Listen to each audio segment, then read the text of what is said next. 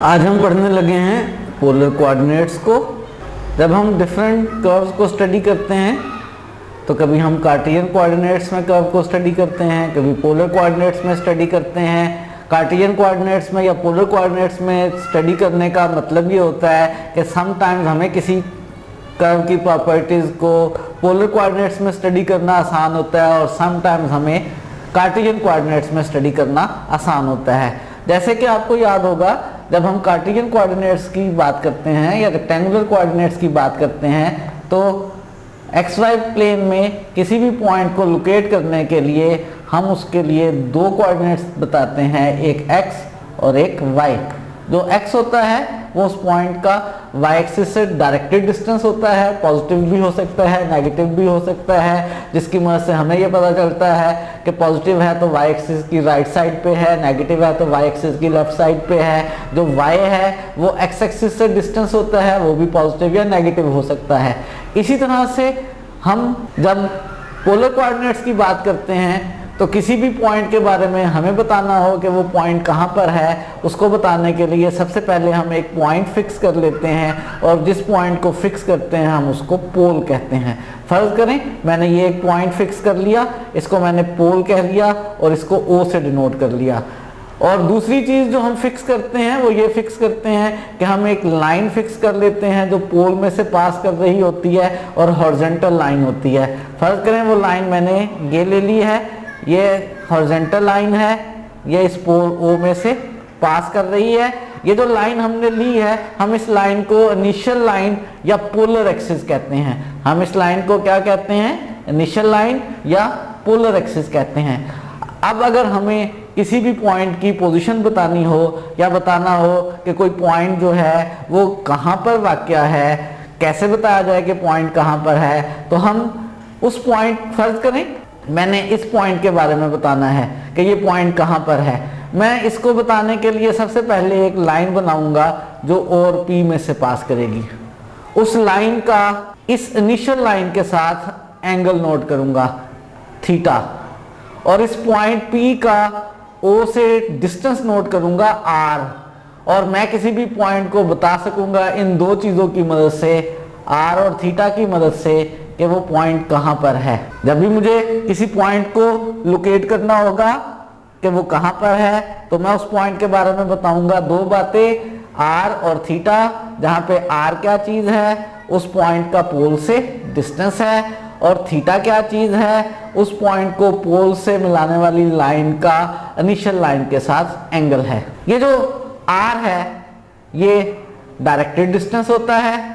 Directed distance का मतलब है ये नेगेटिव भी हो सकता है, ये पॉजिटिव भी हो सकता है। ये पॉइंट पी का ओ से डिस्टेंस होता है, कब नेगेटिव होता है कब पॉजिटिव होता है, ये थोड़ा सा ज़रा यहाँ पे कॉम्प्लिकेटेड बात है। जब हम एक्स वाई प्लेन की बात करते हैं और एक्स डिस्टेंस को पॉजिटिव या नेगेटिव कहते हैं तो सिंपली एक बात होती है कि राइट साइड वाला एक्स पॉजिटिव है, लेफ्ट साइड वाला एक्स नेगेटिव है, अप साइड वाला वाई पॉजिटिव है, डाउन साइड वाला वाई नेगेटिव है। ये जो P का O से डिस्टेंस है ये पॉजिटिव भी हो सकता है, नेगेटिव भी हो सकता है। ये जो लाइन, जिस लाइन के ऊपर P मौजूद है, इसकी दोनों साइड्स बार का पॉजिटिव भी होती हैं, यानी इसकी ये वाली साइड पॉजिटिव भी हो सकती है, नेगेटिव भी हो सकती है, इसकी ये वाली साइड पॉजिटिव भी हो सकती है, नेगेटिव भी हो सकती है। इस बात का डिसीजन कैसे करते हैं कि कौन सी साइड पॉजिटिव है और कौन सी साइड नेगेटिव है, ये डिपेंड करता है इस बात के ऊपर कि हमने ये जो एंगल थीटा लिया है ये लाइन का इनिशियल लाइन के साथ कौन सी साइड का एंगल लिया है। इस वक्त मैंने जो एंगल थीटा लिया है वो इस हाफ पोर्शन का एंगल थीटा लिया है, इस वाले हाफ पोर्शन का। तो अगर मैंने इस साइड पर थीटा लिया है तो इस साइड वाले आर जो है वो मेरे पास पॉजिटिव होंगे, और इस साइड पर अगर कोई पॉइंट होगा तो उस पॉइंट का ओ से जो डिस्टेंस होगा वो नेगेटिव डिस्टेंस होगा। अगर फर्ज करें यही मेरे पास पोल है, यही मेरे पास इनिशियल लाइन है, यही मेरे पास पॉइंट पी की पोजीशन है, मैंने इसको ओरिजिन के साथ मिलाया, एक लाइन बनाई, इसको पोल के साथ मिलाया, एक लाइन बनाई। इस लाइन का पहले मैंने ये वाला एंगल थीटा लिया था। अब फर्ज करें मैं इस एंगल को थीटा ले लेता हूँ, तो अब जो भी पॉइंट इस साइड पर आएंगे वो कि उनके आर जो हैं वो पॉजिटिव होंगे, और जो इस हाफ साइड पर आएंगे उनके आर जो है वो नेगेटिव होंगे। एक ही लाइन का एंगल थीटा, इस हाफ पोर्शन का एंगल भी थीटा कह सकते हैं, और इस वाले हाफ पोर्शन का एंगल भी इनिशियल लाइन के साथ थीटा कहला सकता है। जिस साइड का एंगल थीटा लेंगे उस साइड के आर पॉजिटिव लेंगे, दूसरी साइड के आर नेगेटिव लेंगे। यानी अगर यही पॉइंट P रखा जाए, जो पहले था यहां तक एंगल थीटा था, अब यहां से यहां तक टोटल एंगल उसी थीटा को फिक्स करके मेजर किया जाए तो कितना बन सकता है, जरा गौर से देख लें। मैंने ये पॉइंट पोल ले लिया, ये पोलर एक्सिस ले लिया, ये मैंने पॉइंट P को O के साथ मिलाकर लाइन बना ली। ये एंगल कितना होगा, अगर ये एंगल थीटा लिया गया है तो फिर ये एंगल जो है टोटल मेरे पास पाई प्लस थीटा बन जाएगा।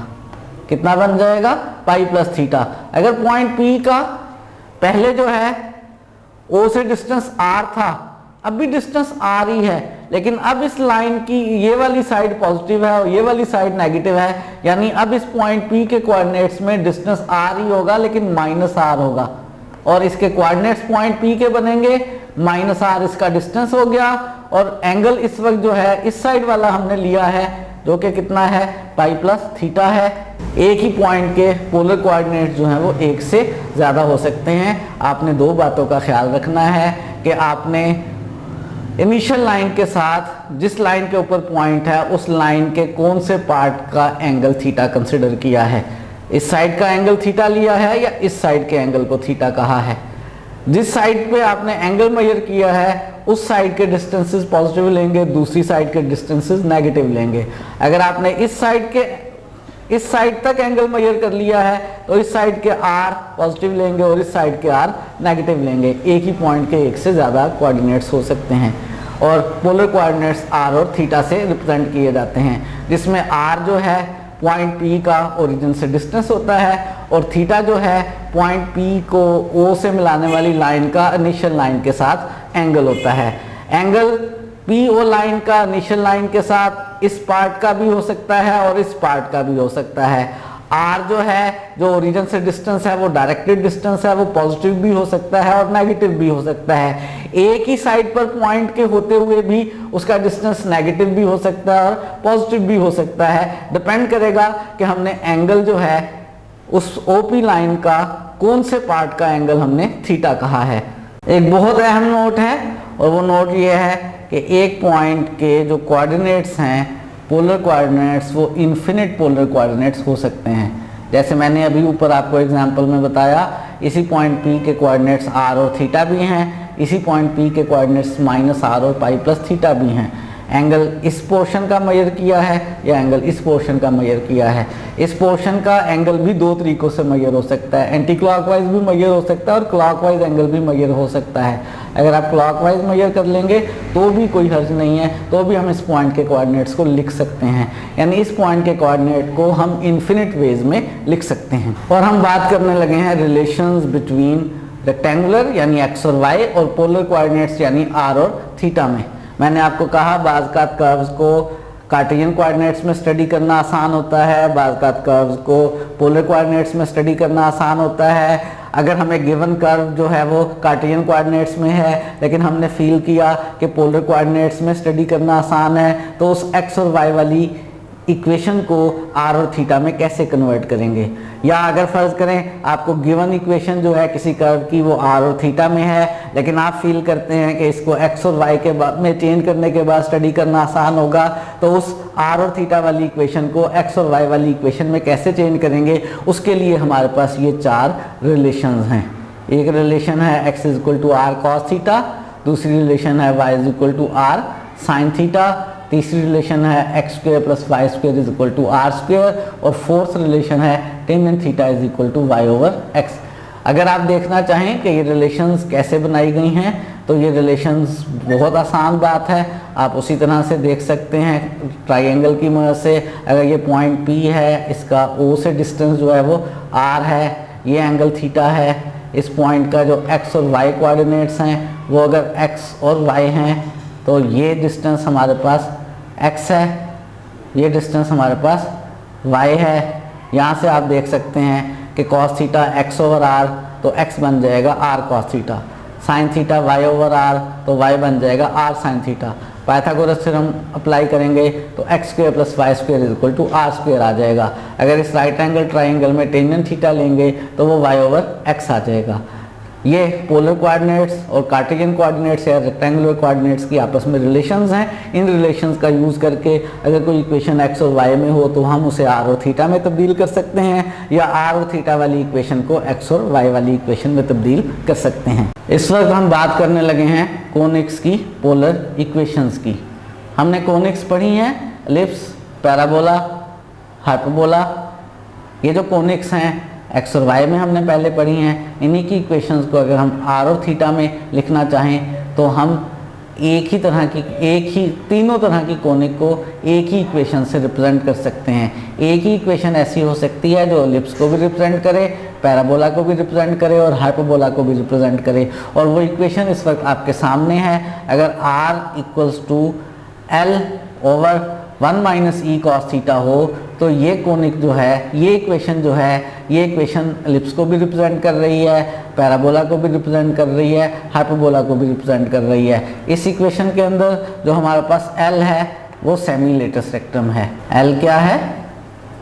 सेमी लेटस रेक्टम है। इस इक्वेशन से जो पैराबोला बनता है वो राइटवर्ड ओपन पैराबोला बनता है। जो एलिप्स बनती है वो हॉरिजॉन्टल एलिप्स बनती है। इस तरह की एलिप्स बनती है जिसमें मेजर एक्सिस एक्स एक्सिस के लॉन्ग होता है। जो इसी इक्वेशन से हाइपरबोला बनता है वो इस तरह का बनता है। पता कैसे चलता है कि इस इक्वेशन से एलिप्स बन रही है, पैराबोला बन रहा है या हाइपरबोला बन रहा है? वो हमें पता चलता है किसकी वैल्यू से? इस ई की वैल्यू से। ई यहाँ पर जो है वो इसेंट्रिसिटी है, और आपको याद होगा कि ये इसेंट्रिसिटी अगर 0 और 1 के दरमियान हो तो एलिप्स बनती है, 1 हो तो पैराबोला बनता है, 1 से बड़ी हो तो हाइपरबोला बनता है। बहरहाल r is equal to L over 1 minus E cos theta तीनों कोनिक्स को रिप्रेजेंट करती है, ई के ऊपर डिपेंड करते हुए। इस इक्वेशन में एल जो है वो सेमी लेटस रेक्टम है, आर और थीटा कोनिक के ऊपर मौजूद पॉइंट्स के पोलर कोऑर्डिनेट्स हैं, और ये पॉसिबिलिटीज़ हैं इसके लिए। इसी तरह से आपके पास r is equal to L over 1 plus E cos theta type की भी कोनिक की इक्वेशन हो सकती है। अगर कोनिक की इक्वेशन ये हो तो हमारे पास जो पैराबोला बनेगा वो लेफ्टवर्ड ओपन बनेगा, और हाइपरबोला और एलिप्स इसी तरह के बनेंगे। लेकिन इसी तरह से आपने देखा हुआ है पैराबोला अपवर्ड और डाउनवर्ड भी हो सकते हैं, हाइपरबोला वाई एक्सिस पे भी हो सकते हैं, एलिप्स का मेजर एक्सिस भी वाई एक्सिस हो सकता है। अगर इस तरह की कोई कोनिक हो तो वो किस इक्वेशन से रिप्रेजेंट होगी? वो हमारे पास रिप्रेजेंट होगी r is equal to L over 1 minus E sine theta से, और r is equal to L over 1 plus E sine theta से। आप गैस कर सकते हैं 1 माइनस ई साइन थीटा में जो है, जो हमारे पास पैराबोला बनेगा वो अपवर्ड डायरेक्शन में बनेगा। इसमें जो पैराबोला बनेगा वो डाउनवर्ड डायरेक्शन में बनेगा। इन दोनों केसेस में जो एलिप्स बनेगी हमारे पास वो इस तरह की बनेगी, उसका मेजर एक्सिस वाई एक्सिस होगा। जो हाइपरबोला बनेगा इन दोनों केसेस में उसकी शेप इस तरह की होगी। तो ये 4 इक्वेशंस आपको याद रखनी है। r is equal to L over 1 minus E sine theta, r is equal to L over 1 plus E sine theta, r is equal to L over 1 minus E cos theta, और r is equal to L over 1 plus E cos theta. ये चारों equation conic को represent करती हैं। वो conic parabola, ellipse या hyperbola कोई सी भी हो सकती है, डिपेंड करेगा ई के ऊपर, और उसकी शेप किस तरह की होगी वो भी मैंने आपको बता दिया है। जल्दी से एक दफ़ा फिर रिवाइज कर देता हूँ। इन चारों इक्वेशन में L जो है वो सेमी लेटस रेक्टम की लेंथ है। E 0 और 1 के दरमियान कोई नंबर हुआ तो कोनिक एलिप्स होगी, 1 हुआ तो कोनिक पैराबोला होगी, E ग्रेटर देन 1 हुआ तो कोनिक हाइपरबोला होगी। जब भी आपको कोई कोनिक की इक्वेशन इस शेप में नज़र आए तो E देखकर आप बता सकेंगे कि वो कोनिक एलिप्स है, पैराबोला है या हाइपरबोला है। मिसाल के तौर पे अगर मैं आपके सामने एक इक्वेशन लिख दूं कि r is equal to 5 over 1 minus 3 cos theta, तो आप बता सकते हैं कि ये कोनिक एलिप्स है, पैराबोला है या हाइपरबोला है। ये कौन सी शेप में है? L over 1 minus E cos theta की शेप में है, और इसमें जो ई है हमारे पास वो इस वक्त 3 है। ई अगर 3 है तो आप गेस कर सकते हैं, बता सकते हैं कि कोनिक कौन सी है, हाइपरबोला हमारे पास है ये। तो यहाँ किसी भी इक्वेशन को अगर वो पोलर इक्वेशन है और वो कोनिक को रिप्रेजेंट कर रही है तो आप उसको इस तरह की 4 में से किसी एक से कंपेयर करके ई मालूम करके बता सकेंगे कि वो एलिप्स है, पैराबोला है या हाइपरबोला है। हमने पोलर कोऑर्डिनेट्स पढ़े हैं और कॉनिक्स की पोलर इक्वेशंस देखी हैं। इससे रिलेटेड कुछ MCQs सॉल्व करते हैं। आपके सामने एक MCQ है, the polar coordinates of the point. एक पॉइंट है और हमें इसके पोलर कोऑर्डिनेट्स मालूम करने हैं। पोलर कोऑर्डिनेट्स याद है कौन से हैं, r और थीटा हैं, और हमें गिवन है x और y। x और y से मुझे r और थीटा मालूम करने हैं। लेकिन एक बात याद रहे कि r और थीटा की इन्फिनिट पॉसिबिलिटीज हमारे पास हो सकती हैं। पहले मैं r और थीटा कैलकुलेट करने की कोशिश करता हूँ। r कैलकुलेट किया जा सकता है मेरे पास किस तरह से कि r² इक्वल है x² प्लस y² के फार्मूले से। x जो है इस वक्त मेरे पास 3 × 2 का स्क्वायर रूट है। जब मैं इसका स्क्वायर लूँगा तो 9 2 18 आ जाएगा, और y जो है y का स्क्वायर लूँगा जो -3 × 2 का स्क्वायर रूट है, इसका भी स्क्वायर 18 आ जाएगा, और 18 + 18 कितना हो जाएगा, 36 हो जाएगा। और r कैलकुलेट करने के लिए इसका स्क्वायर रूट लेंगे, और याद रहे r प्लस भी हो सकता है माइनस भी हो सकता है, तो स्क्वायर रूट लेने पे 2 पॉसिबल आंसर आ रहे हैं हमारे पास। r के +-6 हो रहा है। और थीटा कैलकुलेट करते हैं। थीटा कैलकुलेट करने के लिए टेन थीटा इक्वल है, क्या फार्मूला था याद करें, टेन थीटा इक्वल है y/x के। यहाँ पे y हमारे पास है -3 2 का स्क्वायर रूट, और x हमारे पास है 3 2 का स्क्वायर रूट। इसको सिंप्लीफाई कर लेते हैं, 3 और 2 का स्क्वायर रूट कैंसिल हो गए, कितना आंसर आ गया, -1 आंसर आ गया। और आपको याद रहना चाहिए अगर टेन थीटा -1 के इक्वल है तो हमारे पास इन्फिनिट ऐसे थीटाज हो सकते हैं। हमने कौन सा थीटा लेना है, उसके लिए सबसे पहले तो हम इसको स्केच कर लेते हैं। हमारे पास जो x है वो पॉजिटिव है, राइट साइड पे y नेगेटिव है, यानी ये पॉइंट जो है आपका, अगर मैं इसको P कह लूँ तो यहाँ कहीं बन रहा है। इसको ओरिजिन से मिलाकर या पोल से मिलाकर लाइन बना लें, ये OP लाइन है हमारे पास। इस OP लाइन का मुझे इनिशियल लाइन के साथ एंगल लेना है। वो एंगल मैं क्लॉकवाइज भी ले सकता हूँ, वो एंगल मैं एंटी क्लॉकवाइज भी ले सकता हूँ, वो एंगल मैं इसी लाइन के लिए इसी पॉइंट के कॉरस्पॉन्डिंग जो लाइन मेरे पास बन रही है उसके इस साइड वाला एंगल भी ले सकता हूँ, और इस साइड वाला एंगल भी एंटी क्लॉकवाइज भी ले सकता हूँ और क्लॉकवाइज भी ले सकता हूँ। यानी इस एंगल को लेने की मेरे पास इन्फिनिट पॉसिबिलिटीज़ हैं। आप कह रहे होंगे इन्फिनिट कब हैं, 2 हैं, 2 इसके लिए क्लॉकवाइज और एंटी क्लॉकवाइज, और 2 इसके लिए क्लॉकवाइज एंटी क्लॉकवाइज और क्लॉकवाइज।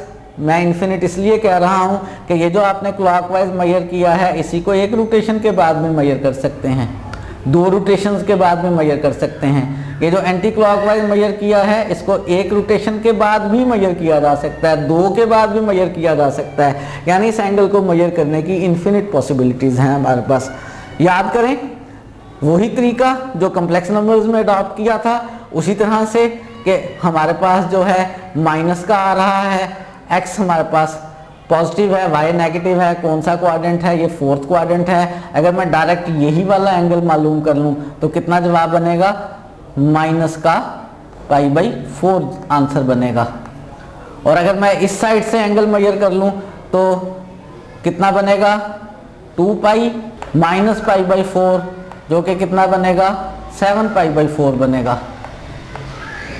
अगर मैं इधर से एंगल मेजर करूं तो कितना बनेगा, अगर इधर से π/4 बना है, माइनस का π/4 बना है ये वाला, तो ये वाला एंगल गैस करें। टोटल π है, π में से इसको माइनस कर लें, ये बचेगा हमारे पास 3π/4। इस साइड से अगर मैं इसको मेजर करूंगा तो ये मेरे पास बनेगा 3π/4, और अगर इस साइड से मेजर करूंगा तो टोटल 2π में से 3π/4 माइनस कर दें, यही एंगल बन सकता है 5π/4। सबसे पहले तो ऑप्शन में देख लें कौन कौन सी पॉसिबिलिटीज़ हमारे पास मौजूद हैं। 3π/4 के चांसेस हो सकते हैं, 7π/4 के चांसेस हो सकते हैं, 3π/4 के चांसेस हो सकते हैं, -π/4 के चांसेस हो सकते हैं, 5π/4 के तो चांसेस नहीं है। और दूसरा आपने इस बात का ख्याल रखना है कि जिस साइड का एंगल लिया है उस साइड का r पॉजिटिव होगा। अगर मैंने इधर का एंगल ले लिया है और मैंने -π/4 ले लिया है तो r इस साइड पे मेरे पास क्या होगा, पॉजिटिव होगा। -π/4 के साथ r पॉजिटिव होना चाहिए था, प्लस का 6 होना चाहिए था, लेकिन r -π/4 के साथ उसने माइनस का 6 लिखा हुआ है। इसका मतलब ये वाली जो पॉसिबिलिटी है, ये वाली पॉसिबिलिटी नहीं पॉसिबल है। 3π/4 है, 3π/4 एंगल लें तो वो ये बन रहा है। ऐसी सूरत में इस साइड का r पॉजिटिव होगा, लेकिन हमारा पॉइंट इस साइड पर है, इस साइड का r नेगेटिव होगा। 3π/4 के साथ माइनस का 6 होना चाहिए पॉइंट के कोऑर्डिनेट्स में, लेकिन 3π/4 के साथ उसने प्लस का 6 लिखा हुआ है, ये पॉसिबिलिटी भी सही नहीं है। अगर एंगल की बात करें 7π/4, 7π/4 यहाँ पर एंगल बना है, पॉइंट इस साइड पर है, इस साइड का r पॉजिटिव होना चाहिए, यानी मैं एंगल को 7π/4 लूँ तो मुझे r पॉजिटिव यानी प्लस का 6 लेना चाहिए, लेकिन ये नहीं लिया हुआ है। 7π/4 के साथ उसने -6 लिया हुआ है। 7π/4 इस साइड पे है, पॉइंट इस साइड पे है, तो r पॉजिटिव लेना चाहिए था, लेकिन उसने माइनस का r ले लिया है। ये पॉसिबिलिटी भी नहीं है। लास्ट पॉसिबिलिटी है, आप चाहें तो अल्लाह का नाम लेके इसको टिक कर सकते हैं कि जी बाकी सारी गलत हैं तो ये तो ठीक ही हैं। लेकिन अगर आपको डर लग रहा है कि यहाँ कोई गलती तो नहीं हो गई है तो इसको भी चेक कर लेते हैं।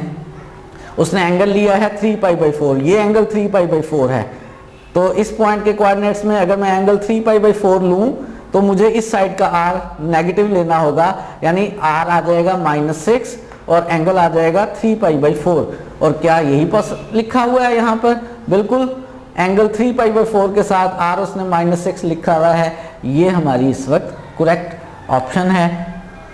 हमें एक पॉइंट के कार्टेशियन कोऑर्डिनेट्स x और y दिए हुए थे, हमने उसके पोलर कोऑर्डिनेट्स निकाल लिए हैं। मैंने कहा एक पॉइंट के पोलर कोऑर्डिनेट्स की इन्फिनिट पॉसिबिलिटीज़ हो सकती हैं, लेकिन यहाँ उनमें से चारों मिलती जुलती पॉसिबिलिटीज़ थी और उनमें से इस वक्त हमने करेक्ट ऑप्शन आखिर ढूंढ ली है और वो ऑप्शन डी हमारी करेक्ट ऑप्शन है। नेक्स्ट एमसीक्यू आपके सामने है, which of the following is equation of straight line in polar form. हमें एक स्ट्रेट लाइन की इक्वेशन दी हुई है, हमने बताना यह है कि नीचे दी गई इक्वेशंस में से कौन सी इसी इक्वेशन की पोलर फॉर्म है। यानी हमें x और y में इक्वेशन दी हुई है, हमने उसको r और थीटा में चेंज करना है। तो क्या करें, हमारे पास मौजूद हैं रिलेशंस जिससे हम x और y वाली इक्वेशंस को r और थीटा में चेंज कर सकते हैं। और x की क्या रिलेशन है कि x इक्वल होता है r cos थीटा के। हम यहाँ पे इस x की जगह r cos थीटा लिख लेते हैं, r cos theta is equal to a। क्या मौजूद है answer? r cos theta is equal to a नहीं, हमारे सारे आंसर में r लेफ्ट पर है और थीटा राइट पर है। ऐसा करते हैं, इस थीटा को यानी cos थीटा को राइट पर शिफ्ट कर लेते हैं। इसको राइट पर शिफ्ट करेंगे तो r हमारे पास आ जाएगा a ओवर cos थीटा। क्या ऐसी ऑप्शन मौजूद है? नहीं, किसी भी मौजूद ऑप्शन में cos थीटा नीचे नहीं है, सारे थीटा न्यूमरेटर में है, तो 1 ओवर cos को लिख सकते हैं सेकंड थीटा। r हमारे पास आ गया a सेकंड थीटा। तो r is equal to a second theta जो है ये हमारे पास इस स्ट्रेट लाइन की पोलर इक्वेशन आ गई। और कौन सी ऑप्शन हमारी करेक्ट ऑप्शन है? ऑप्शन सी जो है वो हमारी करेक्ट ऑप्शन है, r is equal to a second theta हमारी इस वक्त चॉइस है। तो हमने x और y वाली इक्वेशन को r और थीटा वाली इक्वेशन में चेंज कर लिया है, पोलर फॉर्म में चेंज कर लिया है। और r equal to a second theta याद रहे एक स्ट्रेट लाइन की इक्वेशन है। कैसी स्ट्रेट लाइन की इक्वेशन है? x is equal to a जो है वो इस तरह की इक्वेशन जो कि वर्टिकल है। x is equal to a जो है जिसमें x की वैल्यू हमेशा a रहे, वो हमारे पास इस तरह की इक्वेशन होती है, वर्टिकल लाइन की इक्वेशन होती है। तो r equal to a second theta vertical line की इक्वेशन है। इसी तरह से आप खुद घर पे ट्राई करेंगे, अगर y is equal to a हो स्ट्रेट लाइन यानी हॉरिजॉन्टल स्ट्रेट लाइन हो, x एक्सिस के पैरेलल लाइन हो, तो उसकी इक्वेशन पोलर फॉर्म में क्या होगी। नेक्स्ट एमसीक्यू में हमें एक इक्वेशन दी हुई है जिसमें r और थीटा मौजूद हैं और हमने बताना ये है कि इक्वेशन पैराबोला की है, हाइपरबोला की है, एलिप्स की है या सर्कल की है। आर और थीटा की फॉर्म में अगर इक्वेशन पैराबोला, एलिप्स या हाइपरबोला की हो तो हमने एक ही शेप सीखी है कि आर किसके इक्वल हो, एल ओवर 1 प्लस या माइनस का ई कॉस थीटा, या यहाँ पर 1 प्लस या माइनस का ई साइन थीटा। लेकिन ये इक्वेशन इनमें से किसी शेप की भी नहीं है, यानी मैं एज ए पोलर इक्वेशन देखते हुए डिसाइड नहीं कर सकता कि ये पैराबोला है, हाइपरबोला है, एलिप्स है या सर्कल है। मैं इसको चेंज करूँगा एक्स और वाई में, और एक्स और वाई में चेंज करने के बाद मुझे ज़्यादा अच्छी तरह से इन्फॉर्मेशन है कि कोई इक्वेशन पैराबोला की, हाइपरबोला की, एलिप्स की या सर्कल की है। कैसे चेंज किया जाए? अगर आप गौर करें, इसमें आर स्क्वायर से अंदर मल्टीप्लाई कर लें तो ये इक्वेशन मेरे पास बन रही है 4r साइन थीटा का स्क्वायर माइनस 9 आर स्क्वायर से मल्टीप्लाई कर लें तो r कॉस थीटा का स्क्वायर इज इक्वल टू 36। और याद है r साइन थीटा किसके इक्वल है? r साइन थीटा इक्वल है y के, और r कॉस थीटा इक्वल है x के। यानी मेरे पास इक्वेशन क्या बन गई? मेरे पास इक्वेशन बन गई 4y का स्क्वायर माइनस 9x का स्क्वायर इज इक्वल टू 36। और इस इक्वेशन को जो मेरे पास इस वक्त x और y में मौजूद है, मेरे लिए आसान है देखना कि ये किसकी इक्वेशन है। जी देखें किसकी इक्वेशन है। दो स्क्वायर्स हैं, दरमियान में माइनस है। दो स्क्वायर जो दरमियान में माइनस हो तो किसकी इक्वेशन होती है? हाइपरबोला की। इसमें एक्स वाई प्रोडक्ट वाली टर्म नहीं है, टेंशन लेने की ज़रूरत नहीं है, रोटेशन ऑफ एक्सिस की ज़रूरत नहीं है। हम डायरेक्ट ही इसको बता सकते हैं कि ये हाइपरबोला की इक्वेशन है, और हाइपरबोला की इक्वेशन इस वक्त हमारे पास चॉइस बी है। बी हमारी चॉइस है। हो सकता है आप सोच रहे हो कि ये तो स्टैंडर्ड शेप में नहीं है, तो कोई मसला नहीं है। आप स्टैंडर्ड शेप में बनाना चाहते हैं तो बना लें, 36 से डिवाइड करें तो स्टैंडर्ड शेप में आ जाएगी, राइट साइड पे 1 आ जाएगा। लेकिन इतना एनफ है कि दो स्क्वायर्स हैं, दरमियान में माइनस है। दो स्क्वायर्स हों, दरमियान में माइनस हो, दोनों वेरिएबल्स का स्क्वायर हो, दरमियान में माइनस हो, तो क्या होता है? हाइपरबोला होता है। नेक्स्ट MCQ में फिर हमें एक पोलर इक्वेशन दी गई है, और हमने बताना ये है कि ये इक्वेशन एलिप्स की है, पैराबोला की है, सर्कल की है या हाइपरबोला की है। पोलर इक्वेशन मुझे लगता है इस दफ़ा मैं डायरेक्ट पोलर फॉर्म में रखते हुए बता सकता हूँ आसानी के साथ, क्योंकि ये इस वक्त किस शेप की लग रही है? r is equal to L over 1 minus E cos theta shape की लग रही है। लग ही रही है नहीं? क्या वाज़ेह फ़र्क है? यहाँ पे हमें 1 चाहिए, लेकिन यहाँ पे 1 की बजाय क्या है? 2 है। क्या मैं इस 2 को 1 में चेंज कर सकता हूँ? अगर मैं इस 2 को 1 में चेंज कर सकूँ तो ये इस शेप की हो जाएगी, और मैं डिसाइड कर सकूँगा कि एलिप्स है, पैराबोला, सर्कल या हाइपरबोला है। सर्कल के तो चांसेस नहीं लग रहे हैं, आप अभी भी क्रॉस कर सकते हैं, क्योंकि इस शेप की हर इक्वेशन जो है एलिप्स, पैराबोला या हाइपरबोला ही होती है। यहाँ 1 बनाना चाहता हूँ, कैसे बना सकता हूँ 1? जी गेस करें, क्या करूँ? 2 का अगर मैं यहाँ से कॉमन ले लूँ तो ये कितना बन जाएगा? 1 और माइनस 1/2 कॉस थीटा। लेकिन 2 कॉमन ले लिया है, 2 मैंने कॉमन ले लिया है, यहाँ 1 बन गया है, लेकिन यहाँ ये 2 आ गया है। स्टैंडर्ड शेप में यहाँ तो 2 नहीं है। क्या करें? इस 2 को 8 से कैंसिल कर दें, 4 लिख लें। यानी मेरे पास r इक्वल आ गया किसके? 4 ओवर 1 माइनस 1/2 कॉस थीटा। जब मेरे पास ये शेप बन गई है, अब ये बिल्कुल स्टैंडर्ड शेप बन गई है पोलर इक्वेशन वाली कोनिक की। यहाँ से अगर मैं ई नोट कर लूँ तो मुझे पता चल जाएगा कि ये कोनिक कौन सी है। क्या है इस वक्त ई की वैल्यू? ई की वैल्यू इस वक्त ये है, ई की वैल्यू 1/2 है। 1/2 हमें मालूम है 0 और 1 के दरमियान नंबर है, और ई यानी सेंट्रिसिटी जब 0 और 1 के दरमियान हो तो कर्व कौन सी होती है? एलिप्स होती है। और ऑप्शन ए इस वक्त करेक्ट ऑप्शन है, ऑप्शन ए हमारी सिलेक्शन है। नेक्स्ट क्वेश्चन में हमने बताना ये है कि which of the following is equation of ellipse. इनमें से कौन सी इक्वेशन एलिप्स की है? ये हमें पोलर फॉर्म में स्टैंडर्ड इक्वेशन जैसी लग रही हैं। पहली इक्वेशन एग्जैक्टली स्टैंडर्ड जैसी है, 4 over 1 plus E cos theta, और इस इक्वेशन में कॉस थीटा के साथ जो ई है वो 1 है, और ई 1 हो तो पैराबोला होता है। हमें ढूंढनी है एलिप्स, यानी ये एलिप्स नहीं है। सेकंड इक्वेशन की बात करें तो सेकंड इक्वेशन में थोड़ा सा फर्क है, यहाँ 2 है, हमें 1 चाहिए था। जल्दी से ई को 1 नहीं ले लेना। जैसे अभी ऊपर वाले क्वेश्चन में हमने बनाया था, यहाँ 1 2 को कॉमन ले लें, अंदर आ जाएगा 1 + 1/2 cos थीटा, और ये जो 2 कॉमन लिया है ये कैंसिल हो जाएगा। अब ये स्टैंडर्ड शेप में आ गई है और इसमें ई कितना आ गया है 1/2, और ई हमारे पास जो 1/2 है वो चूंकि 0 और 1 के दरमियान वाला नंबर है, तो हम कह सकते हैं ये वाली कोनिक इलिप्स है, हमारी यही सिलेक्शन है। लेकिन ऐसा ना हो हमसे कोई गलती हो गई हो कैलकुलेशन में, बाकी ऑप्शंस को भी चेक कर लेते हैं। इसके अंदर L/1 + e cos थीटा की शेप ही है, इसके अंदर e जो है मेरे पास 3 है, 3 1 से बड़ा नंबर है, ये कोनिक हाइपरबोला है, एलिप्स नहीं है।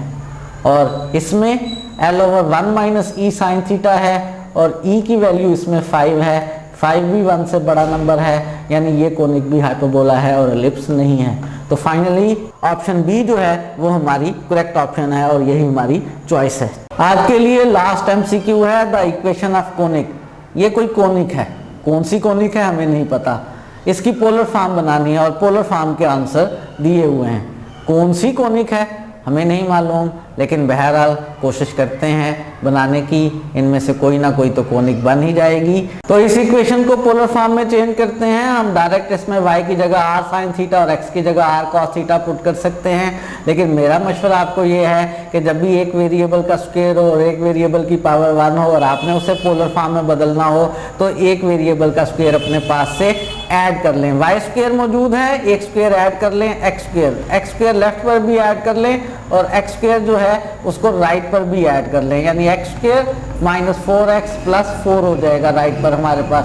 लेफ्ट पर जो एक्स स्क्वायर + वाई स्क्वायर है, क्या ये r और थीटा में तब्दील हो सकता है? ये डायरेक्ट ही तब्दील हो सकता है r स्क्वायर। और जो राइट साइड पर है इसको मैं लिख सकता हूँ x - 2 का होल स्क्वायर, और राइट साइड पे जो x है उसकी जगह भी क्या लिखा जा सकता है, उसकी जगह हम लिख सकते हैं r cos थीटा और -2 और इसका स्क्वायर। और अब हम दोनों साइडों पर अगर स्क्वायर रूट ले लें तो हमारे पास r की वैल्यू आ जाएगी ± r cos थीटा -2, और हम इसको स्टैंडर्ड शेप में बदल लेते हैं। 2 दफ़ा सॉल्व करके देखते हैं दो में से कौन सी इस शेप में है। एक दफ़ा प्लस के साथ ले लेते हैं, r = r cos थीटा -2 और r cos थीटा लेफ्ट पर ले आए, r - r cos थीटा = -2 और r कॉमन आ जाएगा, 1 - cos थीटा, यहाँ -2 आ जाएगा। लेकिन यहाँ माइनस का नंबर कभी भी नहीं आएगा। एक तो आंसर देखकर भी गेस कर सकते हैं, दूसरा स्टैंडर्ड फॉर्म में मैंने कहा था यहाँ पे L आना है।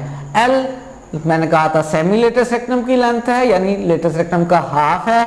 यहाँ पे तो हमेशा पॉजिटिव नंबर आना चाहिए, यानी मैं अगर राइट साइड पे पॉजिटिव वाली वैल्यू लूँ तो मेरे पास स्टैंडर्ड पोलर इक्वेशन नहीं बन रही है। मैं ऐसा करता हूँ, माइनस वाली वैल्यू से सॉल्व करता हूँ। r माइनस वाली वैल्यू लूँगा तो राइट साइड पे -r cos थीटा आ जाएगा और बाहर वाला माइनस अंदर मल्टीप्लाई होगा तो +2 आ जाएगा।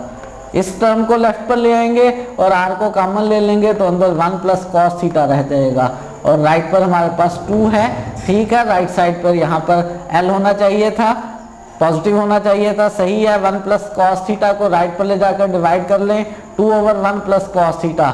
ये मेरे पास कोनिक की स्टैंडर्ड इक्वेशन बन गई है और r = 2/1 + cos थीटा। हमारे पास जो चॉइस बी है, जो ऑप्शन बी है वो करेक्ट ऑप्शन है, यही हमारे पास सही चॉइस है। तो ऑप्शन बी इस वक्त करेक्ट ऑप्शन है।